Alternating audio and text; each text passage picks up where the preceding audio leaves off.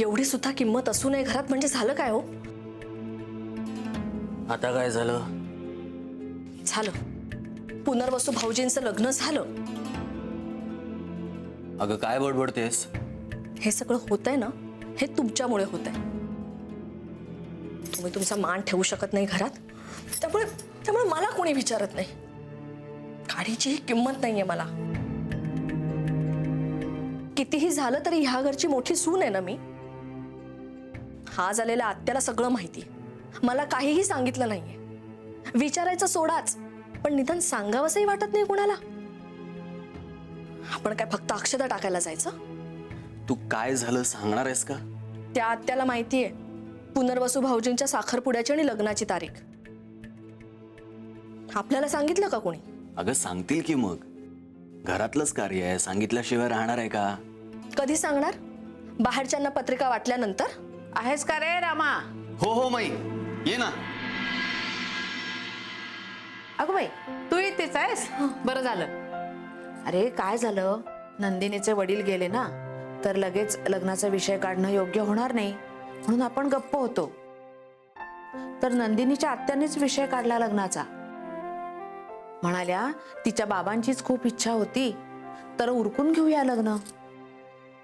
आपल्याला काय, आपण पाडव्याचा मुहूर्त धरलेलाच होता. पाडवा तर गेला, पण आता 17 तारखेला मुहूर्त आहे, तर त्या दिवशी साखरपुडा करून घेऊ असं ठरलंय. आताच बोलणं झालं. सगळ्यात पहिल्यांदा तुम्हाला सांगायला आले.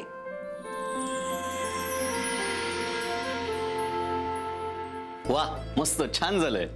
हो ना, आता घाई होणार रे रामा. सगळी तयारी व्हायची, लगेच तयारीला लागायला हो कुमुद. आधी तिलाही कळवते, नाही बोलवूनच घेते तिला. कुमुद ये हो तू. हो माई. मला माहिती होतं माई थोडीच राहणार आहेत मला सांगितल्याशिवाय. चला मी कामाला लागते, खूप काम आहे ना आता.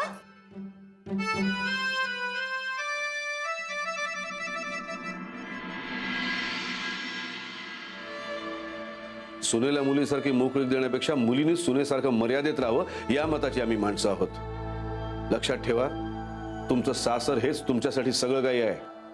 माहेर हे तोंडी लावण्यापुरतं असतं. तुम्हाला सासरच्यांशी जुळवून घ्यावंच लागेल. प्रसंगी नमतं घ्यावं लागेल, 4 शब्द ऐकून घ्यावे लागतील, पण संसार ही तुमची जबाबदारी आहे आणि तुम्ही ती पाळली नाही तर त्याचा दोष तुमच्यापेक्षा जास्त आम्हाला लागतो.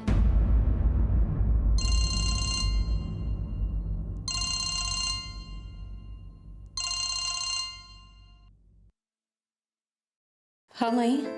आदिती बाळा, गोड बातमी आहे. कुमुदला दिवस गेले का? ती नाही ग, वासूचं लग्न ठरलंय. कुणाशी? अगं कुणाशी काय, नंदिनीशी. हा. 17 तारखेला आहे साखरपुडा. तू आधीच ये बाई, जरा खूप घाई होणार आहे हो. हा. अगं हो हो काय करतेस नुसती? मी ऐकते माई. तुला आनंद नाही का झाला? झालं ना. अगं अशी काय तू, आणि आवाजाला काय झालंय? काय झालंय? अगं म्हणजे रडल्यासारखा येतोय आवाज.